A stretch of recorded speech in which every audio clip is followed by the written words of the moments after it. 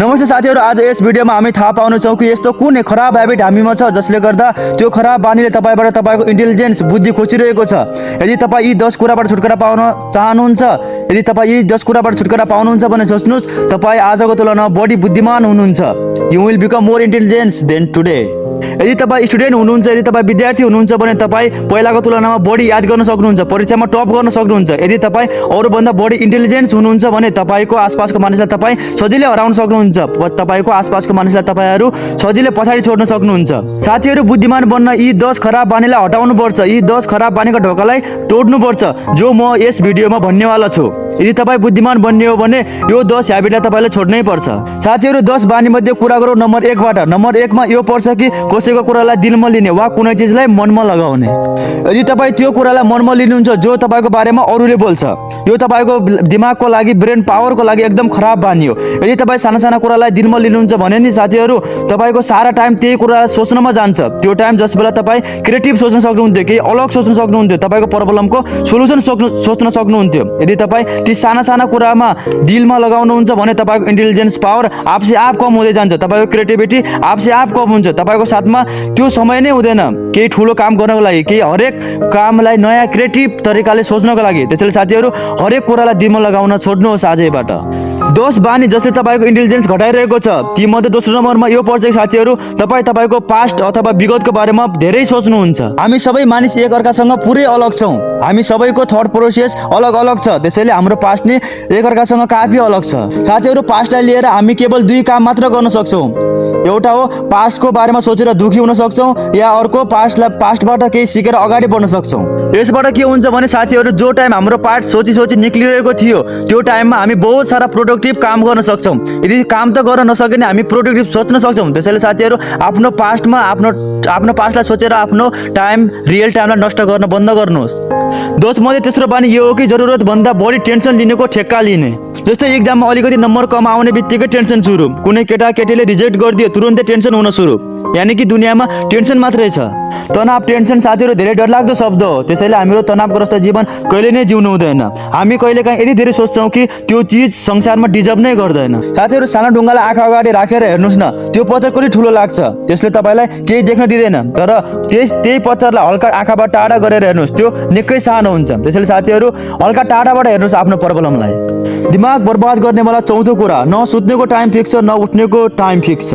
जब मन गर्छ तब सुत्ने, जब मन गर्छ तब उठ्ने, जति बेला जे मन लाग्छ त्यही खायो, चाउचा बिस्कुट या एक्सर्साइजको त कुरै छोडौँ साथीहरु, घरमा बसी कपाल भाती नै गर्नु हुँदैन। त्यसैले साथीहरु यो एक्सर्साइज नगर्ने बानी भनेको एकदम खराब बानी हो।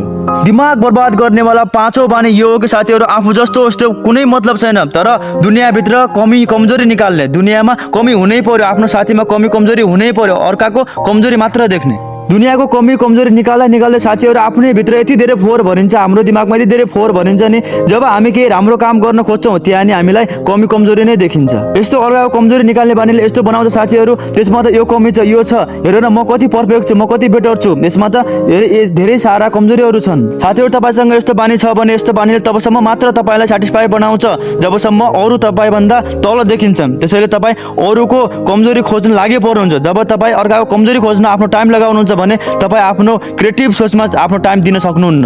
दिमाग बिगार्ने छैटौं कुरा यो हो कि ओभर थिंकिङ। जति बेला नि सोचेको छ काम भने केही नगर्ने। साथीहरु एकदम राम्रो कुरा हो सोच्ने, किनकि बिना सोचेर केही काम नै हुन सक्दैन, तर सोच्नेको पनि एक लिमिट हुन्छ।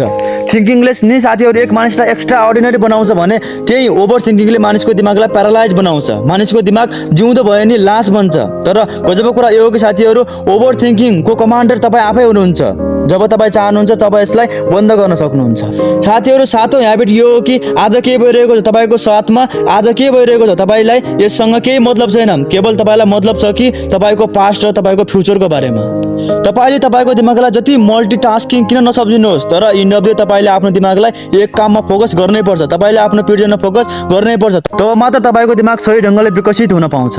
दिमाग बर्बाद गर्नेवाला आठौं बानी, दोस्रोलाई खुसी गर्नको लागि आफ्नो समय बर्बाद गर्ने। चाहे तपाईको जिन्दगीमा जे जस्तो चलिरहेको गएको होस्, तपाईँको खुसी पलानको पुरा बिहाल भएको होस्, तर तपाईँ दोस्रोको नजरमा आफ्नो इमेज तल भएको हेर्न चाहनुहुन्न। तपाईँ आफ्नो इमेज राम्रो भएको मात्र हेर्न चाहनुहुन्छ। साथीहरू, हामी दोस्रोको नजरमा खराब बन्न चाहन्नौँ, तर राम्रो बन्नेको चक्करमा हामी यति टाइम वेस्ट, हाम्रो जिन्दगी यति वेस्ट गरिदिन्छौँ नि साथीहरू। आफ्नो खुसीको लागि आफ्नो जिन्दगीको बारेमा सोच्ने हामीसँग समय नै हुँदैन। त्यसैले दोस्रोलाई खुसी पार्न, अर्काको खुसीको लागि आफ्नो महत्त्वपूर्ण समय कहिले नष्ट नगर्नु। नौ बानी यो साथीहरू, मोबाइलको लत।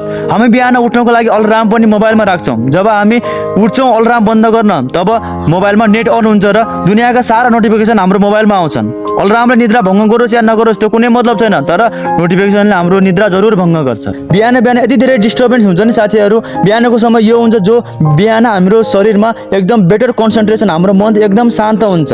हामीसँग धेरै टाइम हुन्छ कन्सन्ट्रेसन गर्नको लागि आफ्नो सपनामाथि, आफ्नो काममाथि। त्यो सबै हामीले हाम्रो नोटिफिकेसनलाई दिन्छौँ। त्यसैले साथीहरू, हामीले बिहानको टाइमलाई कहिले बर्बाद गर्नु हुँदैन। नम्बर 10 मा यो पर्छ साथीहरू, जिन्दगीमा हामीले आफूलाई ताकतदार, बलवान तब मात्र सम्झिन्छौँ जब हामीलाई रिस उठ्छ।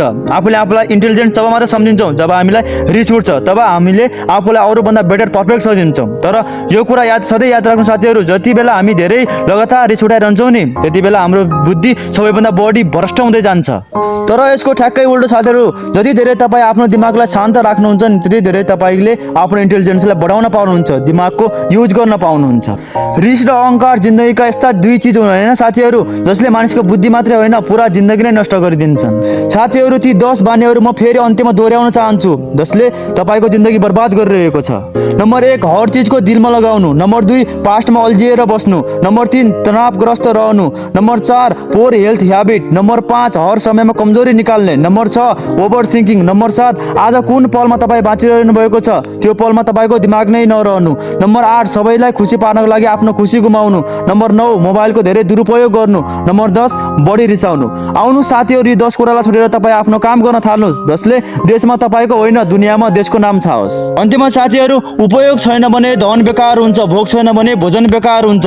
त्यसैले साथीहरू, भिडियोमा लाइक शेयर कमेन्ट छैन भने भिडियो बेकार हुन्छ र च्यानलमा सब्सक्राइबर छैन भने च्यानल बेकार हुन्छ। त्यसैले साथीहरू, भिडियो मन पऱ्यो भने भिडियोलाई लाइक शेयर गर्न नभुल्नुहोला अनि यसरी नयाँ भिडियोको लागि च्यानललाई सब्सक्राइब गर्न नभुल्नुहोला। फेरि भेट्छौँ अर्को भिडियोमा।